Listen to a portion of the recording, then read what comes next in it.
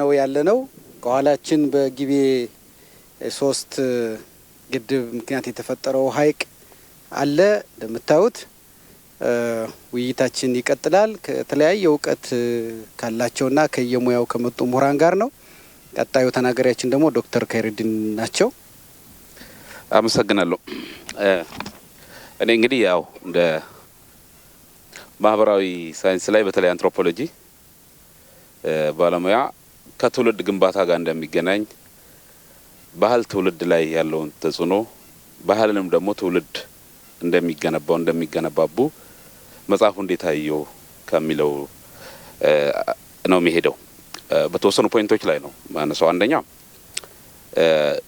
ይሄ እያየነው ያለነው መጽሐፍ የመደመር ትውልድ የጻፊው ሶስተኛ መጽሐፍ ነው ከሁለቱ ጋር ያለው ተራክቦን በተወሰነ ለማየት ሞክራለሁ ኮንቲኒቲ መኖርና ሶስቱም ላይ የማይጠፋው መደመር አንድ መደመር ሁለተኛው መደመር መንገድ ቀጥሎ ደግሞ የመደመር ትውልድ የሚለው ሶስቱም ላይ ስላለ ከሶስቱ ያለውን ተራክቦ ማየት እንደ ሁኔታው ከሆነ አራት የሚመጣ ነው የሚመስለው ከመጽሐፉ መግቢያና መውጫ ካያችሁት ማጠቃለያ የለውም ከትውልድ ወደ ትውልድ ብሎ ይጀምራል መጨረሻውም ከትውልድ ወደ ትውልድ የሚል ነገር አለውና ኢምፕሊኬሽኑ ቀጣይ እንደሚኖር የሚያሳይ ይመስላል ያው ትውልድ አይቆምም የሚልም ሲምቦሊክ የሆነ ትምርታዊ ነገር ያለውም ይመስለኛል ከመጽሐፉ ስትራክቸር ላይና ከዛ ተነስቼ በተወሰነ ደረጃ እሱን ተራክበው ያለው ሁለተኛ ይሄ ያሁን እየተወያየንበት ያለው መጽሐፍ ለአካዳሚው ያለው አስተዋጽኦ ምን ይመስላል በተግባርስ የሚተገበር ወይ የአፕሊኬሽን ፓርት አለው ወይ ብዙ ጊዜ መጽሐፍቶች የውይይት ዕውቀትን ከመፍጠር በተጨማሪ ዕውቀታቸው ጠቅላላ ይሄ እንደ ሰፊው ሪሰርች የሚባለው አለ ቤዚክ ሪሰርች ከምንለው በዘለለ መሪው ካላቸው ሚና የሀገር መሪ ናቸውና ከአንድ እንደኛ መስተር ከዩኒቨርሲቲ ምቶ ከሚጽፈው በተለየ መልኩ መረጃ የማግኘት ፈተናዎቹን የማየት ኤምፒሪካል አለሙን የማየት እዛውስ የማለፍ ነገር ስላላቸው የጠቆሙት ነገር አለ ወይ የሚለውንም አነሳና ከዛ በኋላ መጨረሻ አካባቢ ላይ ማስተላለፍ የፈለጉት መልእክት አለ መሪም ናቸው ጻፊው መሪው ናቸው ማስተላለፍ የፈለጉት በተለይ አሁን ላለው ትውልድ በርግጥ ትውልድ ቆሞ ትውልድ አይተካም ሃይብሪዲቲ ያለ እዚሁ ጋር እንደምታዩት የተለያየ ትውልዶች አንድ የሚኖሩበት ዘመን ነው ግን አሁን ባሉበት ሰዓት ላይ የሚታየው ትውልድ ምን ማድረግ አለበት የሚለው ነገር የሰጡት ጠቅስና ኮምፕሊመንት የሚያደርግ ነገር መጨረሻ ላይ ለማንሳት ሞክራለሁ እይታቸው እንዳለ ሪስፔክት አድርጌ በተወሰነው መልኩ ይሄ ቢኖር ነው የበለጠ አካዳሚኩስ ሊገባ ይችላል ብዬ የምለው በቀጣይ መጽሐፎች በእርግጥ በባህሪያቸው እንኳን ማህበራዊ ሳይንስ በእርግጥ ማህበራዊ ሳይንስ ላይ የሚጻፉ ነገሮች እያደጉ ነው የሚሄዱት እና የሪቪው መልሶ ኤዲት ተደርጎ የመውጣት እድል ካለው ወይም በቀጣይ ጽሁፍ ላይ ቢገባ የበለጠ ያዳብረዋል ከሚል ማነሳቸው ነገሮች ተጠቅሜ ያጠናቅቃለሁ መጀመሪያ ጠቅላይ ሚኒስትሩ ስልጣን ከመጡ በኋላ በኢትዮጵያ ፖለቲካ ውይይት ውስጥ በአካዳሚክ ዲስከሽን ውስጥ በፖለቲካ ንግግር ውስጥ ተረክ ውስጥ ዲስኮርስ ውስጥ መደመር ገብቷል ይሄ የመደመር ሐሳብ እንደ ጻፊው እምነት መነሻው ከራሳቸው ህይወት ነው ማንንም ሰው የሚነሳው ከዛ ነው ማይክሮ ሶሳይቲ የምንለው እንደ አንትሮፖሎጂ ከቤት ነው እዛ ውስጥ ያዩት ውጣውረድ ፈተናዎች እንደገናም ደግሞ በሳቸው እይታ ያልታየ ነገር ግን ቢታይ ሀገራዊ አቅም ሊፈጥር የሚችል ነገርን ሰብሰብ አድርገው በሪዮት ዓለም በሐሳብ በእሳቤ ደረጃ ያስቀምጠውበታል በመጀመሪያው መጽሐፍ ላይ ከፍ ያለ ነበር ማለት እንደ ጀማሪ ጽሁፉ ሀገር ሊበራ እንደመጣ ሰው ወደ ፕራክቲካል ኦፊስ ሳይገባ ሊታሰብ የሚችል አሳሰቦች ያሉበት ነው ሐሳቡ ግራና ቀኝ የተላተመ ሀገር ውስጥ መሀል ላይ ግራና ቀኝ ለተላተመ በሪዮት ዓለም በተላተመ ሀገር ውስጥ መሀል ላይ መቆም ከዚህኛውም ወስዶ መሀል ላይ መደመር ምን ያህል ያስወጣል የሚል ሰፋ ያለ ትንታኔ ይሰጥበት የነበረ መጽሐፍ ነው የመጀመሪያው እንደ ፖለቲካም አይዲዮሎጂ ሆኖ የመጣ ነው ቀጥሎ ያ ሐሳብ መንገድ ፍኖስ ሰርቶ የመደመር መንገድ በሚል በዚህ በኩል ቢካሄድ በሚል ከብሮዱ የተወሰነ አስፋልት ነገር የማሳየት ነገር ነበረው ሶስተኛው ደግሞ አክቹዋል በሆነ ትውልድ ላይ ማረፍ ነገር ነው የመደመር ትውልድ በሚል እንዴት ነው ያየሁት ጀስት የዲዳክቲቭ የምንለው ነገር አለ አይደል ከላይ ቀስ እያለ አባቱ ጋር ትውልድ ጋር የማሳየት ነገር አለው ይሄ ዝም ብሎ የመጣ ነገር አይመስለኝም ጻፊው ባላቸው ህይወት ውስጥ በሂደት ውስጥ ከሚያዩት ተነስተው አይዲያላይዝ አድርጎ ከሚጽፉት አሁን የሚታይ የሚጨበጥ ያዩ ሲመጡ የትኛው ጋር ምን እንዳለ የማየት ስክሪኑ ቁጭ እያለ ሲመጣ ሲመራ ከዛ የመነጨ ተጨማሪ ኢምፒሪካል የሆነ ፕራይመሪ ሶርስም በእጅ ሲገባ የሚመጣ ነው። እድገቱ ከዛ የመነጨ አድርጌ ነው ወስደውና በዚህ መሰረት ወደ 3 አሁን ባለው መጽሐፍ ላይ እንደምታውቁት እንዳያችሁት ወደ 10 ክፍሎች አሉት። 10 አመሰግናለሁ 10 ክፍሎች አሉት። በ10 ምዕራፎች እና በ3 ክፍሎች የተከፈለና ወደ 274 ገጽ አለው። በጣም ሰፋ ያለ ዳጎስ ያለ ነገር ነው። እኔ በዚህ አጋጣሚ አስቀድሞ ከመናገር ያለብን እንዲህ አይነት ጽሁፎች ላይ ምን አሉ ተብሎ እንደው እንደ ባህል እኔ በጣም አፕሪሺየት አድርጌ የምነሳው ጽሁፎች ወደ ማንበብ መምጣት አለባቸው። ያው ፖለቲካ ላይ ያለው ሰው የተለያየ ነገር ስለሚታይ ከሚያዩት ነገር ተነስተው ጽሁፍን እንደ ኦቨር አድርጎ ወደ መጣል ነገር እንዳንመጣ የሚል ስጋትም ስላለኝ ነውና ሰፋ ያለ ነገር መኖሩን ማየቱ ጥሩ ነው ብዬ አምናለሁና ከዛ አኳያ ትውልድ ምንድነው ብለው ነው የሚጀምሩት ጻፊው። ምንድነው ትውልድ? በርግጥ ትውልድ በሶሲዮሎጂ በአንትሮፖሎጂ የራሱ ዴፊኒሽን አለው። ያንን በይነው ትውልድ ማለት ይሄ ነው ብሎ ምሁራዊ ትንታኔ ሰጥተው ይሄዳሉ። እንደማንኛውም መጽሐፍ ከዛ ነው የተነሳው። ከዛ ቀጥሎ ትውልድ እንዴት ሊገነባ ይችላል ነው። አሁን የትውልድን ደረጃ ክላሲፊኬሽን ፔሪዳይዜሽኑ ሌላው ዓለም ላይ ከትራዲሽናል ሶሳይቲ ከሚሉት እስከ ጄኔሬሽን ኤክስ ዋይ ድረስ ካስቀመጡ በኋላ ብዙ የአካዳሚክ ጽሁፎች ላይ እንደምናገኘው እሱን ወደ ቤት አላመጡትም። ሀገራዊ አውድን የሰጡት እኔ ትልቅ የአካዳሚክ ኮንትሪቢዩሽን አድርጌ ወስደው ይሄንን ነው። እይታው ሊያናግር ይችላል። እንደ ናቹራል ሳይንስ 1 ሲደመር 1 2 ላይሆን ይችላል። ግን የራስ መነሻ አምጥተውለታል። ይሄ ለውይይትና ምኑ ጋር ነኝ ብሎ በግለሰብ ደረጃ ከመከራከር በትውልድ ደረጃ ተነጋግረን ትውልዳዊ መፍትሄ ለማምጣት በሚያስችል መልኩ ለአካዳሚክ ዲቤቱም በተግባርም ለፖለቲካው ለሚመራውም ለሚያየውም ለቀጣዩም ትውልድ በሚጠቅም መልኩ ያመጡት ነገር እንደ አንድ ኮንትሪቢዩሽን ነው አስተዋጽኦ አድርጌ ወስደዋለሁ። እዛ ላይ ካያችሁት ትውልድ ቅብብሎች መሆኑን ይነግራሉ። ይሄ ፒውርሊ አንትሮፖሎጂካል ነው። በአንትሮፖሎጂ ኢንከልቸሬሽን እንለዋለን፣ በሶሲዮሎጂ ሶሻላይዜሽን እንለዋለን። የቤት የፊልድ ልዩነት ካልሆነ በስተቀር ሁለቱም ተመሳሳይ ነገር ነው የሚገልጹት። የዛ መነሻው ቤተሰብ ነው። እኔ በጣም ምናልባት ባለፉት 5 ዓመታት በእኛ ሀገር ፖለቲካ ውስጥና ውይይት ውስጥ በጣም እየመጣ ያለ እንዲዳበር የምፈልገው ቤተሰብን ትኩረት ያደረገ ውይይት መምጣቱ ነው። ምዕራቡ ዓለም ላይ በጣም ያስቀናኝ ነበር። ቤተሰብን ትኩረት አድርጎ የምንገነባቸው የሚታዩት ነገሮች አሁን ያለንበትን ቦታ ጨምሮ የሆነ ቤተሰብን የማየት ነገር ስላለው ከቤተሰብ የሚበልጥ ነገር ስለሌለ እዛ ጋር ያለው ግንኙነት የትውልድ ማቀበያ ዋነኛ መገንቢያ ኢንስቲትዩሽን መሆኑን ቤድሮክ መሆኑን ፋውንዴሽን መሆኑን ጽሁፉ ያነሳል። እዛ ጋር ከተውነው ወደ ላይ ሄደን እስከ ከፍተኛ ትምህርት ተቋም ብንሰራም ያልዘራው ነው የማጨድ ነገር ነው የሚል አይነት ትርጉም ያለው ነው መጽሐፉ የሚያሳየው። እና ያንን ቅብብሎሽ ከትላንት ወደ ዛሬ የምንሰራው ስራ ነው አሁን ልናገኝ የምንችለው ይላል። ለዛም ነው መሰለኝ ሲጀምር የአባት ዕዳ ለልጅ ይላል። ስለዚህ ልጅ የሚያረጋው የአባት ነው ማለት ነው። ይሄ ከለመድነው መነሳት ጥሩ ነው። ኢምፖርት ከምናረጋው አንክሪቲካል ኢምፖርት በተለምዶ የሚነገራል። እዚህ በተለያየ ደረጃ በ1967 ያለው ትውልድ ላይ ጻፋቸው አላችሁና ብዙዎቹ ችግሮቻችን እንደ መጽሐፉም ግምገማ ከዛ ቀጥታ ወስደናቸው ከኛ አፈር ሳይላመዱ የምንላተመው ነገር ነውና ከምናውቀው ባህል መነሳቱ እንደ አንትሮፖሎጂ በጣም አፕሪሼት ነው ማድረገው። ያ ብቻ ሳይሆን የተቀባይነት መጠኑም ወዳው ሶሳይቲ ጋር ሲደርስ ወዳው ሃርሞናይዝ የመሆን እድሉ ሰፊ መሆኑን ነው ያየሁትና ይሄ ጥሩ እንደሆነ ነው የወሰድኩት ከመጽሐፉ እይታ ማለት ነው። በጸሐፊው ወግ አጥባቂው ህልመኛው ውል አልባውና ባይተዋር ብሎ ያስቀመጡት በተለየ መልኩም ሊመጣ ይችላል እንደ አካዳሚ ወደ ውይይት ሲመጣ አይ በዚህ ንግለጸው በሚል እኔ ግን እንደመነሻ ቀደም እንዳልኩት በጣም ጥሩ የሆነ ነገሮችን ያው በእውቀት ፕሮዳክሽን ውስጥ ክላሲፊኬሽን ትልቅ መሰረት አለው ክላሲፋይዝ ማድረግ ማለት ነውና በዛ መልኩ መውሰዳቸው በጣም ጥሩ ነው ብዬ አምናለሁና ሌላው የስቴት ሶሳይቲ ግንኙነቱን የገለጹበት መንገድ ነው። የመንግስትና የህዝብን ግንኙነት የመንግስትና የህዝብ ግንኙነት ትውልድን በመፍጠር የራሱ ሚና አለው። በእኛ በተለይ በሀገረ መንግስት ውስጥ እሳቸው ወደ አውዱ አምጥተው መንግስት ህዝቦቹ እንዴት ነው የሚያየው፣ ህዝቡስ መንግስት እንዴት ነው የሚያየው የሚለው ግንኙነት የትውልዶች መፈጠር ዋነኛ ምክንያት መሆኑን ይነግራሉ። እዚህ ውስጥ አንድ በጣም ጎላ ብሎ ያነሱትና ምናልባት ገጽ 58 ላይ ያነሱት የቅቡልነት ችግር ብሎ ያነሱት ነው። የሌጂቲመሲ ክራይሲስ የምንለው ማለት ነው። ደካማ መንግስት ቅቡልነት ችግር ከመጣ ሞኖፖሊ ኦፍ ቫዮለንስ በሌላ ሊወሰድ ይችላል ማለት መንግስት የማስፈጸም አቅሙ ይዳከማል። ይሄ ከሊትሬቸር ብቻ ያመጡት አይመስለኝም። ከሚያዩት እንደ መሪነታቸው ካላቸው መረጃ የመጣ ነው። እዚህ ጋር ፉኩያማ የሚያነሳው ነገር አለ።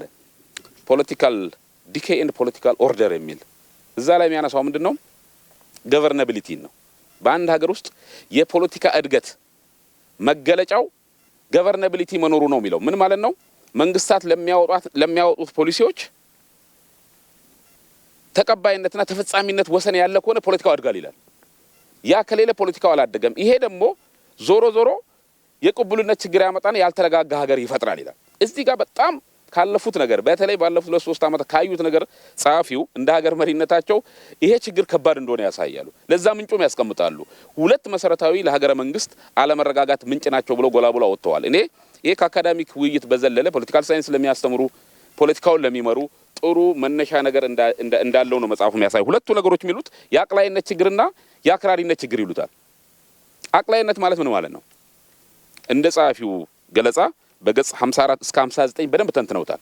አቅላይነት ማለት ነገሮችን በልካቸው ሳይታይ ካቀማቸው በታች በማየት በተለምዶ ምንም አያመጣም ከሚል እሳቤ የሚመነጭ ነው ይላሉ። ሁሉም ያቀላል ይላሉ። ሁለተኛው አክራሪነት ነው ይሉታል ጻፊው። የኢትዮጵያ የፖለቲካ ችግርና የሀገረ መንግስት አለመረጋጋት ምንጭ ብለው ያቀርቡታል። ለምንድን ነው ይሄን ዝርዝር ውስጥ መግባት ያስፈልገው? መጽሐፉንም ከመንገር አኳያ ትውልድ ሲባል ጄኔሬሽን ማለት ይሄ ነው። ቅድም ያልነውን ትውልድ ብቻ ጠቅሶ የማያበቃ መሆኑንና በጣም ወሳኝ የሆነ ለምርምር ቦታ የሚሰጡ ምናልባት በሌላ መልኩ ላናገኝ የምንችላቸውን ሳይሰሰት መረጃ የገባበት መሆኑ መጽሐፉን ለማሳየት ነው። አክራሪነት በሁለት መልኩ ነው የሚገልጹት። ይሄ ምናልባት የሀገራዊ ምክክር ኮሚሽን ውይይት ለማድረግ ለተዘጋጀ ሀገር ተጨማሪ ግብዓት ሆኖ ነው የወሰድኩት እኔ።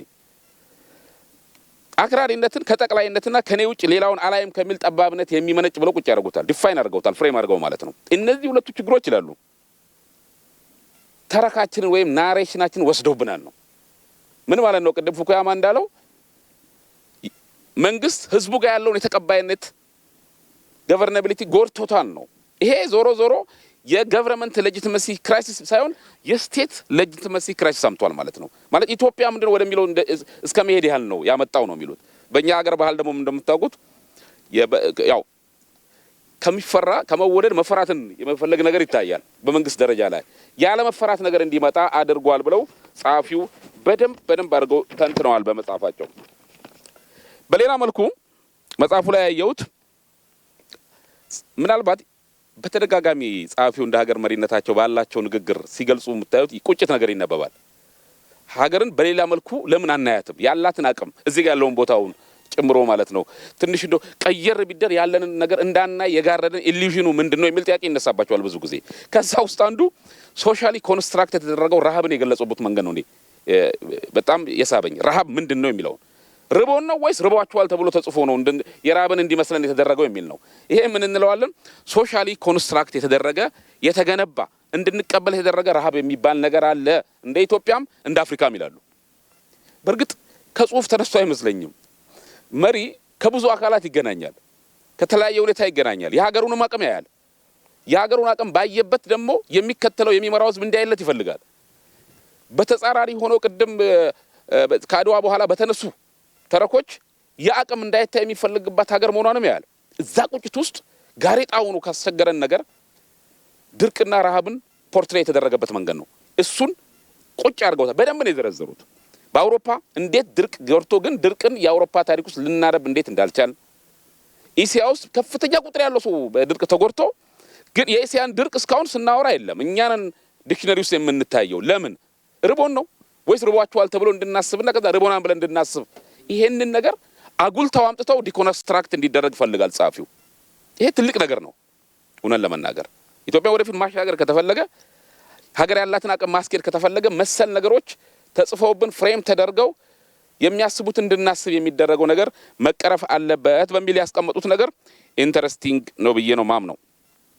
ሌላው ትውልዱን ነው። በእያንዳንዱ ትውልድ ውስጥ ቅድም እንደተባለው ልዩነት አለኝ። በርግጥ ትውልዶች የየራሳቸው ኤጀንሲው ፓርቲ የምንለው አለ። በኋላ አነሳዋለሁ በመጨረሻ ላይ ትውልዶች ብቻ ናቸው ይህን ችግር ያመጡት ወይ ትውልዶች የነበሩበት ስትራክቸር ነው ያን እንዲያስቡ ያደረጋቸው የሚለው የሁለቱ ተራክበው በማህበራዊ ሳይንስ ውስጥ እንደምታውቁት አንድን ማህበራዊ ሂደት ዳይናሚክስ ለማየት ኤጀንሲው ነው ወይስ የዛኛው አካል አቅም ነው ታይቶ ስለዛ ማጠቃላይ መሰጠት ያለበት ወይስ በዙሪያ ያለው ስትራክቸር ማለት ቅድም ምንድነው እምነቱ፣ ማህበረ ባህላዊ እሴቱ እንደዛ እንዲያስብ ያደረገው የትኛውን ብናይ ነው ትክክለኛ ማህበራዊ ሴቲንግ እንደምናየው የሚል ክርክር አለ። አንደኛው ወገን አይ በታሪክ ላይ ሚና ያላቸውን ሰዎች አይቶ ያንድን አካባቢ ማህበራዊ ህይወትና ምናም ማወቅ ይቻላል ሲል፣ ሌላኛው ኖ እሱ ሳይሆን አክተሮች ሳይሆኑ ስትራክቸር ወይ መዋቅሩ ቅድም ለተባለው ተቋሙ እምነቱ ከታየ ማህበራዊ ህይወቱ ማየት ይቻላል ይላሉ። አሁን ባለንበት ደረጃ ግን ስትራክቸሬሽን የሚባለው በአንቶኒ ጊደንስ የመጣውና ገዢው ሐሳብ ሁለቱም ናቸው ነው የሚለው። ሁለቱን ማየት ካልተቻለ መነጽር ትክክለኛ የማህበራዊ ህይወትን ማየት አይቻልም ይላል። የዶክተር አብይ መጽሐፍ ወደፊት ቢወጣ ቀድሞ ቢሆን ይሄ በዚህ ነው ማየው። አካዳሚክ አይደለም በርግጥ ግን አካዳሚክም ደግሞ ኤሌመንት አለው። ወደ አካዳሚክ መምጣት ስላለበት የሁለቱን ተራክቦ አይቶ ቢነሳ ጥሩ ነበር ብዬ አምናለሁ። ሁለቱም አሉ ግን እዛ ላይ ባይዘው ሁለቱን የሚገልጽ ገለጻ አለው። ከዛ አኳያ እያንዳንዱ ትውልድ ውስጥ ያስቀመጠው ነገር አለ ጻፊው። ሌላኛው የትውልድ ፈተና ብለው ጻፊው ያቀረቡት የኢትዮጵያን በዘመናዊ ታሪክ ውስጥ ያሉት ፈተናዎችን ሰፋ ባለ መልኩ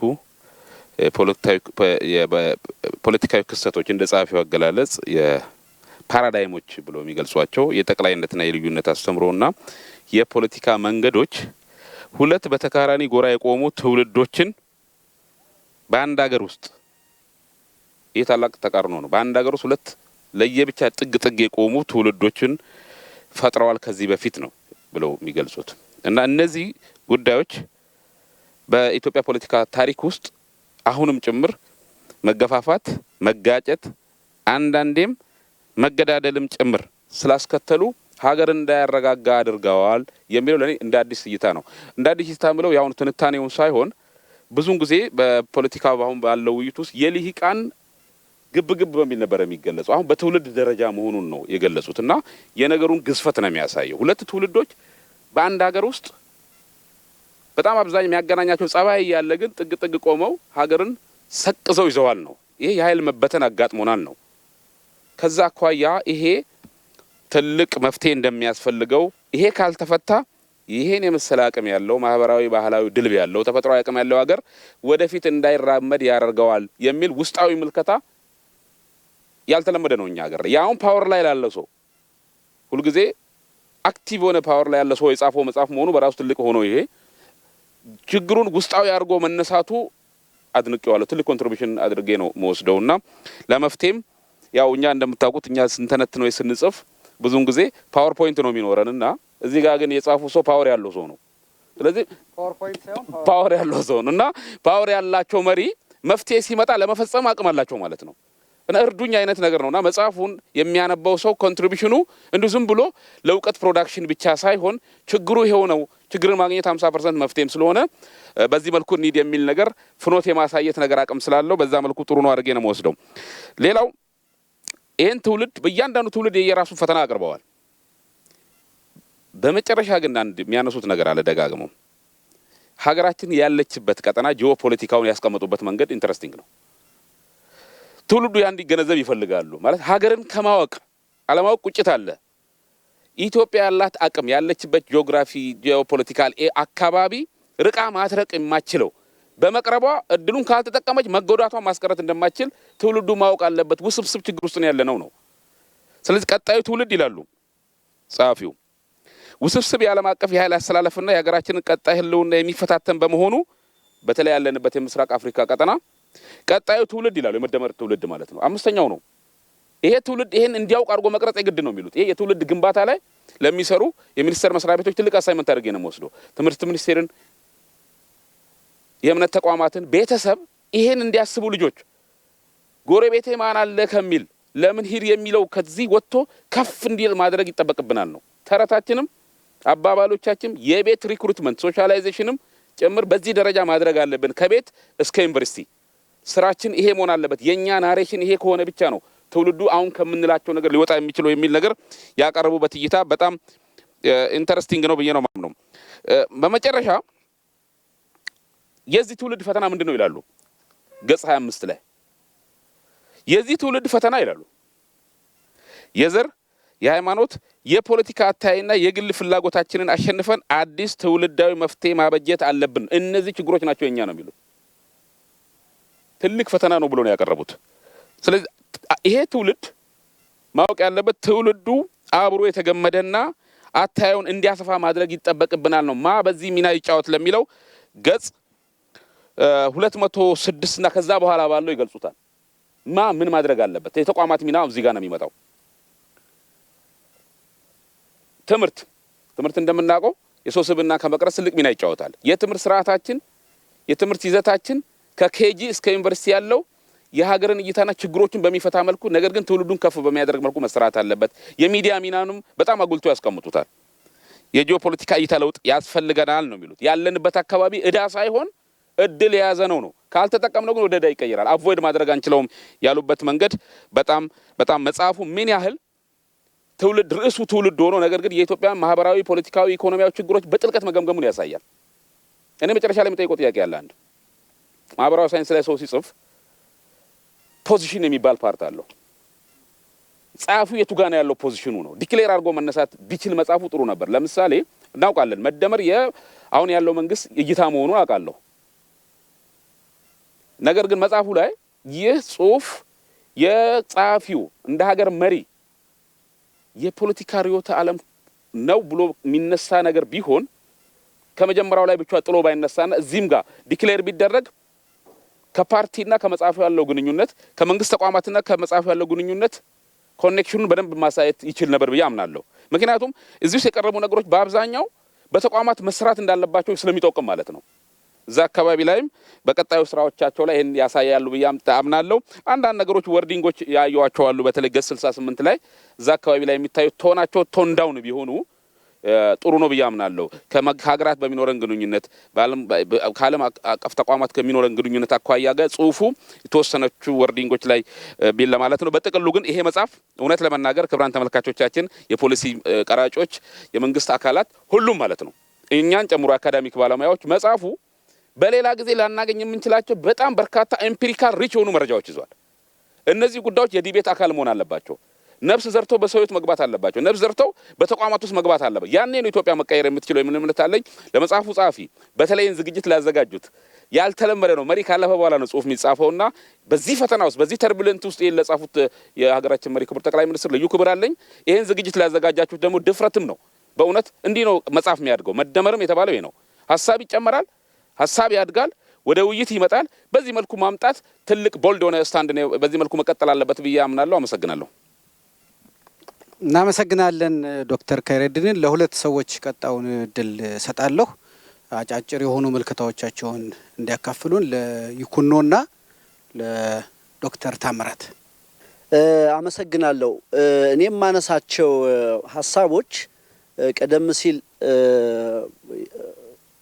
በዶክተር ከይረዲን የተነሳውን የሚያዳብር እና የሚያስፋፋ እዛ ላይም ተነስቶ የሚቀጥል ነው ብዬ አምናለሁ።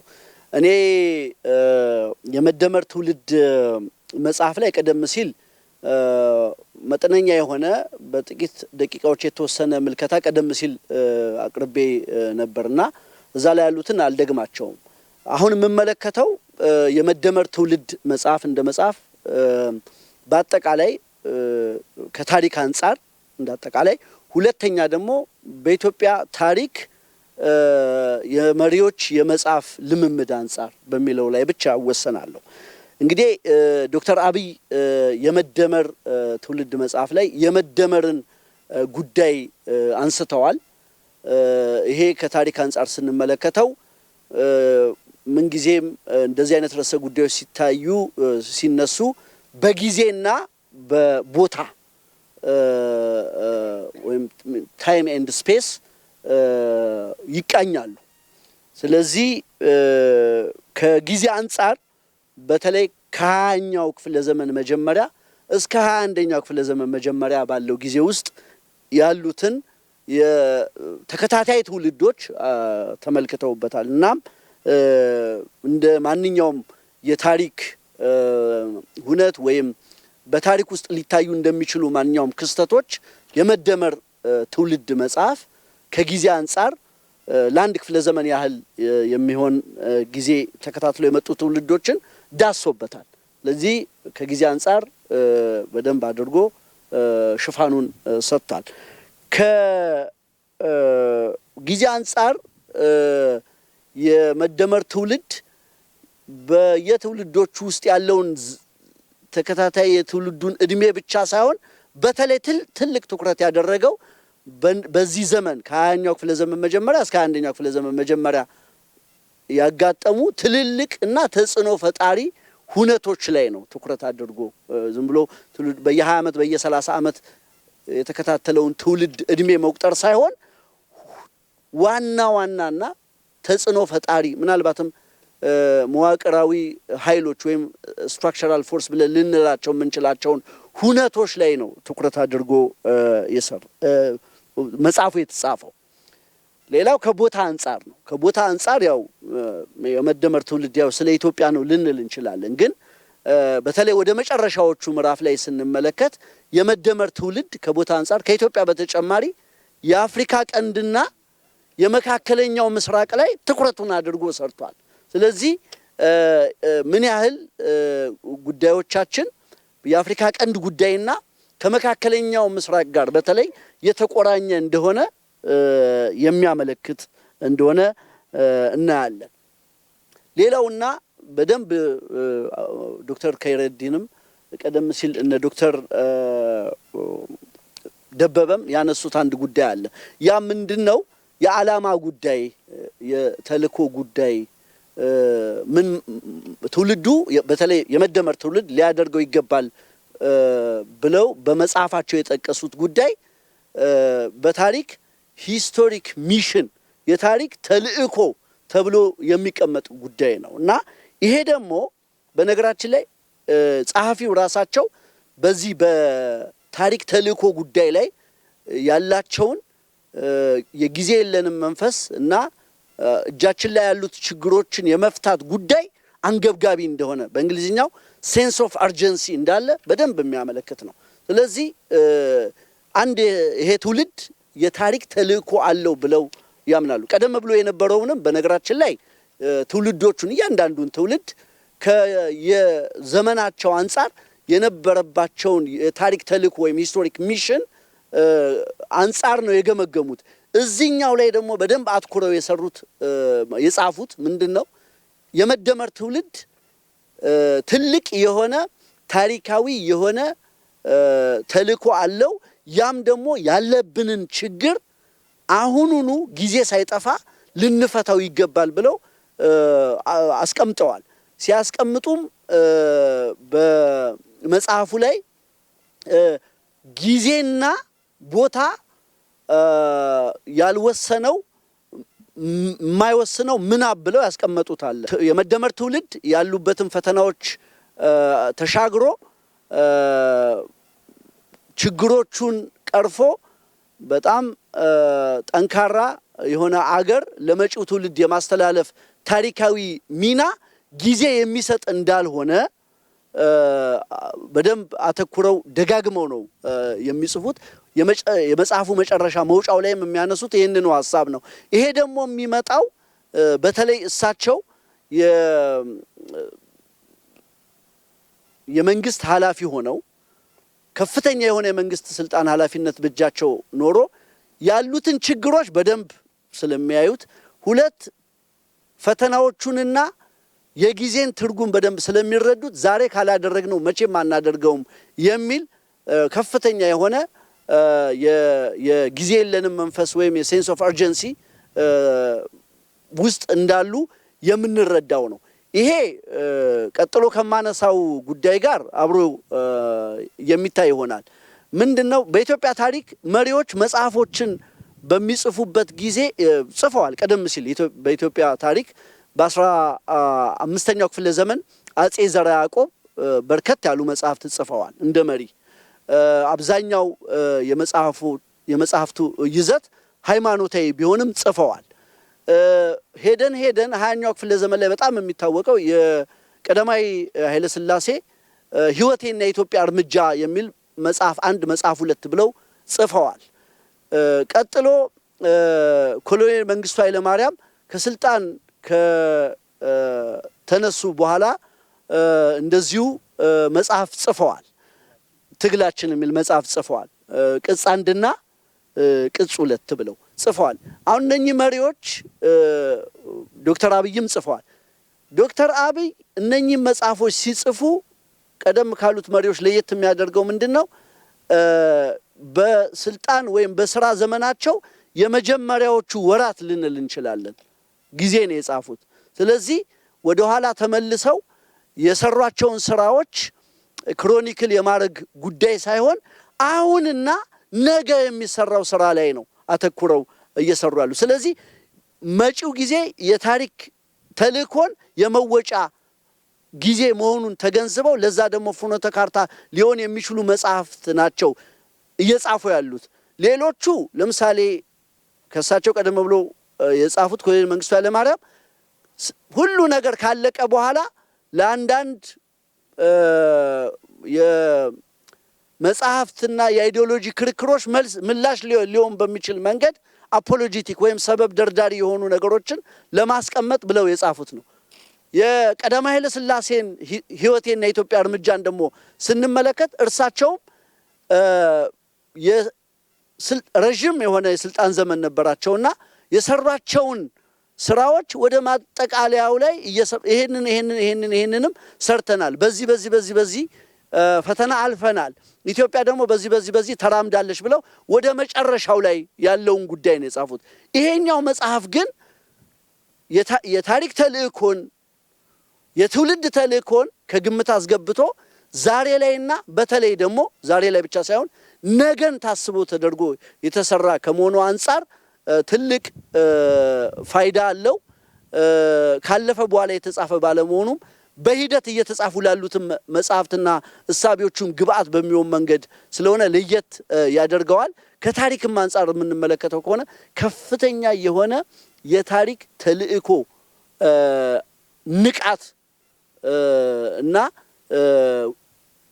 ኮሚትመንት ቁርጠኝነት የሚታይበት መጽሐፍ ሆኖ ነው ያገኘሁት። ቀደም ባሉ ጊዜያት መሪ ምንድነው ሲባል መሪ ፀሐይ ነው፣ ምሰሶ ነው፣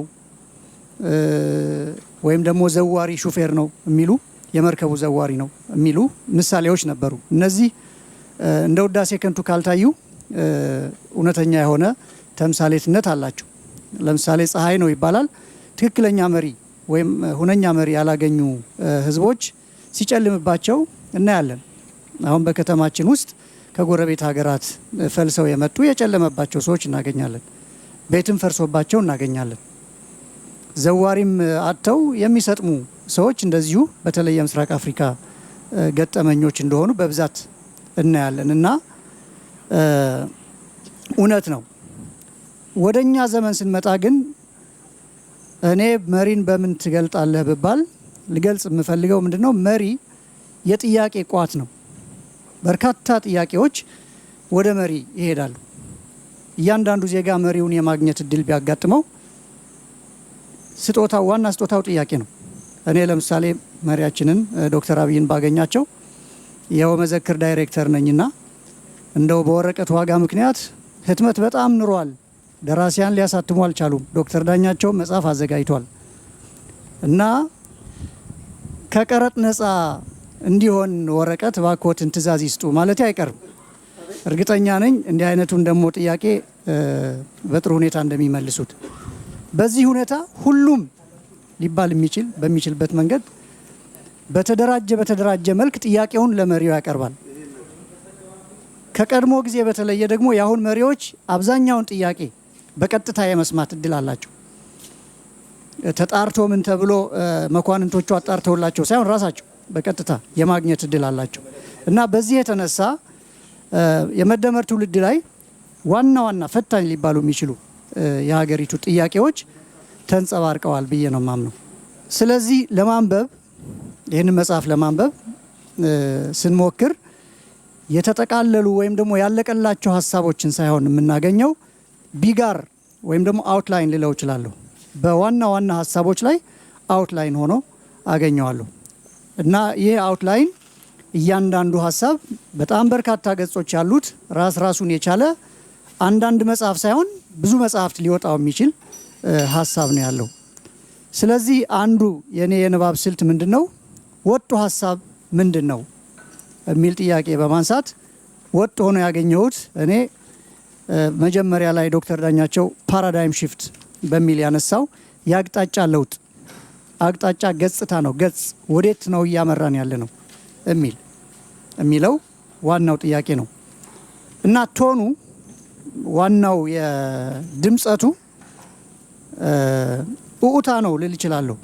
እባካችሁ ጥሩ አይደለም ያለ ነው እንንቃ የሚል ኡኡታ ነው እና ይሄንን ኡኡታ እንዴት ነው የምንሰማው ነው አሁን ጥያቄው። በጣም ሁለት አይነት አማራጮች አሉ። አንዱ ጆሮ ዳባ ልበስ ብለን መተኛት እንችላለን እና ባለንበት መቀጠል እንችላለን። ባለንበት ሲባል መጽሐፉም ላይ እንደምንሰማው ያለንበት ሁኔታ ጥሩ አይደለም። እኔ የአውሮፓ ፊልሞችን ሳይ የ13ኛው የ14ኛው 15ኛው ክፍለ ዘመን ገጽታን መቼትን ለማሳየት ሲፈልጉ እኛ ሀገር መጥተው የሚቀርጹ ነው የሚመስለው። ገበያቸው፣ መንገዱ፣ ልብሱ እንደውም ቤቶቹ የነሱ ይሻላሉ ከ700 ከ800 ዓመት በፊት የነበረ። ስለዚህ በዛ ሁኔታ ልንቀጥል እንችላለን። ይሄ በጣም አደገኛ ነው። ሌላኛው አማራጭ ጆሮ ዳባ ልበስ ከሚለው ወጥተን ስሜታዊ ልዩነቶችን ወደ ጎን ማድረግ። ይህንን የምለው ስሜታዊ የሚለውን ቃል ሆን ብዬ ነው የመረጥኩት። ምክንያታዊ ልዩነቶች የሉንም ብዬ ስለማምን ነው። ምክንያታዊ የሆነ ውይይት ካደረግን በእያንዳንዷ ነጥብ ላይ እንስማማለን። ልዩነታችን ምንድን ነው? ይሄን ሰው ወደዋለሁ ወይስ አልወደውም የሚለው ላይ ነው ሁሌ የምንለያየው። ይሄ ደግሞ ስሜታዊ ጉዳይ ነው። ከስሜታዊ ጉዳይ ወጣ ብለን ከፍ ብለን ማየት ከቻልን ግን ውጤቱ ምንድን ነው ቢባል አሁን ያለንበት ስፍራ የአንዱ ውጤት ማሳያ ነው። ይሄ ደረቅ ሸለቆ ነበረ፣ ሰርጥ ነበረ። ክረምት ውሃ ያልፍበታል። ሌላ ጊዜ አብዛኛውን ደረቅ ቀጭን መስመር ተከትላ የምትሄድ ወንዝ ነበረች። ከዛ በኋላ ስልጣኔ የተጨመረበት ሐይቅ ሆነ።